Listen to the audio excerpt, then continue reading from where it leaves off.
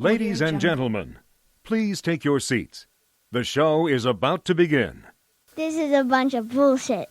Welcome back, everybody. Season 3, Episode 13 of the Tiddy and Shiner Show.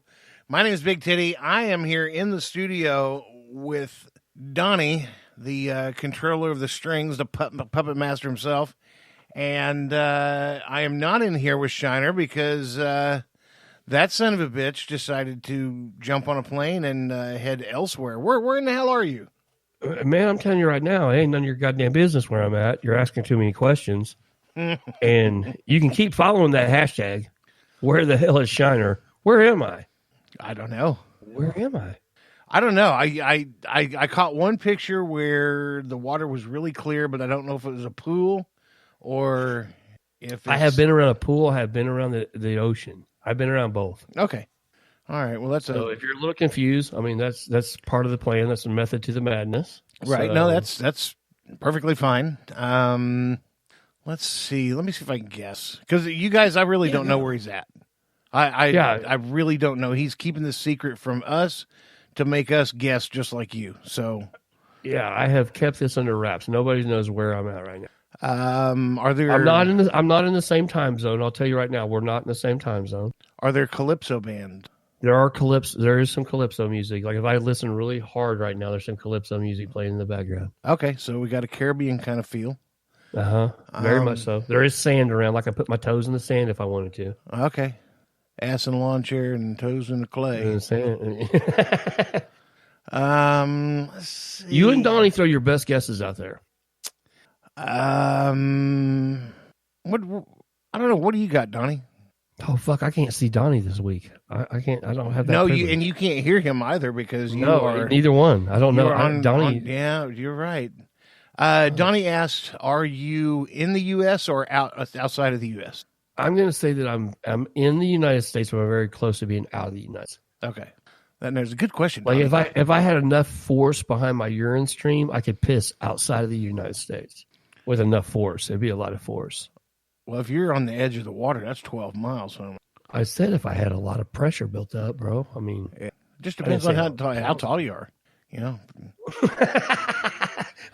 Now we're getting into some crazy fucking equation. Yeah, you go up 35,000 feet and piss.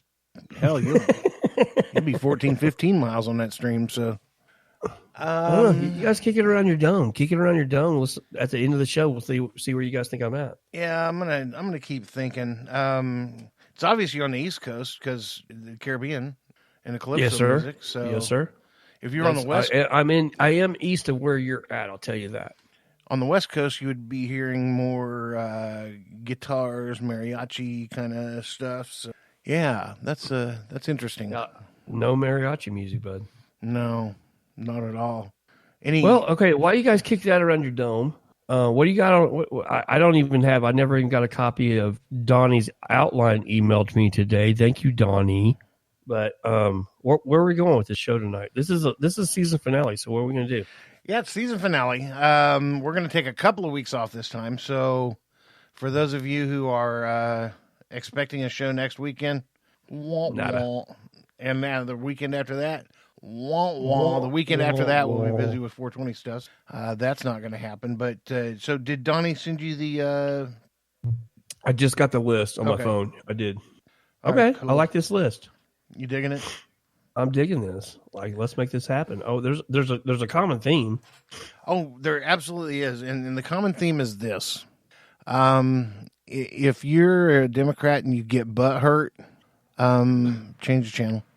Yeah, I'd say like when we started this season, we came at you like right in the grill with a lot of very polarizing topics. We're probably going to revisit those tonight. We're going to revisit some that polarization. Yeah, we got to revisit the season a little bit and do a little wrap up. But I tell you what, when she's gone, and when she's back, she's back. And she's back right now. Yeah, this one's back. The other one who wears the hijabby thing, what's that called? That wrap, lettuce wrap on her head. Yeah, that one. She ain't been making no news lately.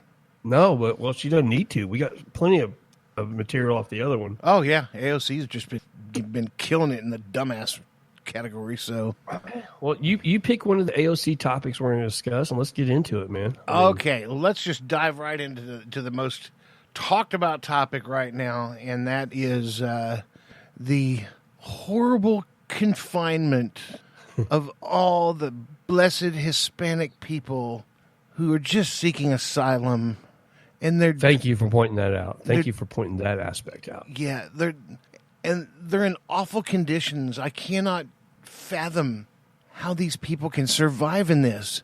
They're having to drink water from a toilet. Okay, What? let me tell you something, AOC.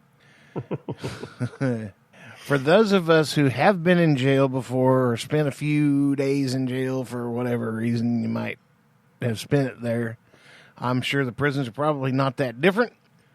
But the place where you get a drink of water is a sink that has a little turned up piece that you push a button and the water comes up just like a little water fountain. But that sink is also connected to a toilet that sits in front of it. It's all one piece stainless steel unit. It's So one fixture. It's one catch-all fixture. technically, in the widest, broadest sense of the word, drinking from the toilet, okay, you know, she's just going to play on that. But they're not drinking from the toilet. They're drinking from a water fountain. Yeah, That's they're not drinking toilet water like out of the fucking place that you pee. Like, connected that's to not the what tides. happens. It's stupid. You know, granted, that place does look pretty crowded. I'll give her that. But you know what? There's a lot of people trying to come in this country illegally. You know, whenever there's a natural disaster here in the United States or a disaster of some sort and people have to crowd into YMCAs and that kind of stuff and sleep side by side just like they are there, not a one of those people complain at all. No. They're happy to have shelter. You know, these people could just, honestly, if I were the United States, I would annex, see if you could buy from Mexico a 100-mile dip into Mexico, about 50 feet wide and 100 miles long. And I would have What would you do with that property? I would have a train that just runs back and forth.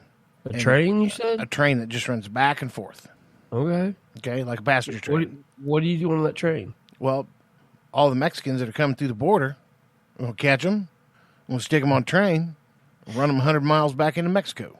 That would be cheaper than housing them or gathering them up and keeping them all in the same place and separating mom and dad from the kids because, well, you know, if you're robbing a bank and your kids are in the back seat, when you get caught, they're going to separate y'all too. Yeah, we've been over this. Yeah, it's, you know, they're separating the criminals from the non-criminals. Yeah, just turn everybody around, the whole family, stick them on a train, give them a Hot Pocket, and Hot Pockets for everybody. that's it. You know, give them a granola bar, send them back into South Texas. But Well, here's the deal, man. I mean, okay, supposedly, weren't you and I talking earlier? And like, supposedly she recorded a bunch of video. yeah, she had a team with her that was recording video and refuses to allow that video to be seen. So, now I have some questions. Like, you're making all these statements about all these horrible conditions that people are living in, all these horrible things they're doing, and you took a videography team with you, and supposedly they record all this stuff that you're witnessing and all these quote-unquote crimes against humanity, but you're not going to let anybody see that video.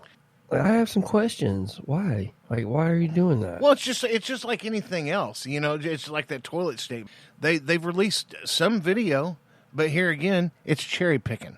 Yeah. You're going to pick the best piece of video that you can flip the script on, and make the situation look 20 times worse than what it is. Have you seen the video, or Donnie? Either one? I've seen you watch just a snippet of the video of them inside. And Is anybody drinking out of the toilet in that video? no. Oh, that's shocking. I mean, No, I actually bet you that more people drink PBR in there than they do out of the actual toilet. God bless their souls. Like, Right? I mean, nobody's going to drink out of the freaking toilet, you moron. I'm sorry. Like, Tiddy and I have said it a million times. Like, we're very tolerant of people with different views than we have. But if you follow and support the views that AOC has, please, somebody contact us. I see you assholes on Twitter saying the shit you say, if that's what you want to do and you really believe in what this girl's saying and you really support her, contact us so we can debate this. Yes, on come an out episode. and play. Come out and play because you're doing the same thing she is. When I call you sheep, you're doing the exact same thing she is. She's either starting a phrase and it catches on, or she is picking up a phrase from somebody and it catches on because of her fame or whatever the hell you want to call it. But here's the thing. She tells us what's broken all over the place. And not once has she discussed exactly how she's going to fix it or how it needs to be fixed. She doesn't have an answer to the problem. She's just telling you there's a problem. She hasn't discussed it in a plausible way that it could be fixed. Like No. she said this is her answer to shit, and it's horrible.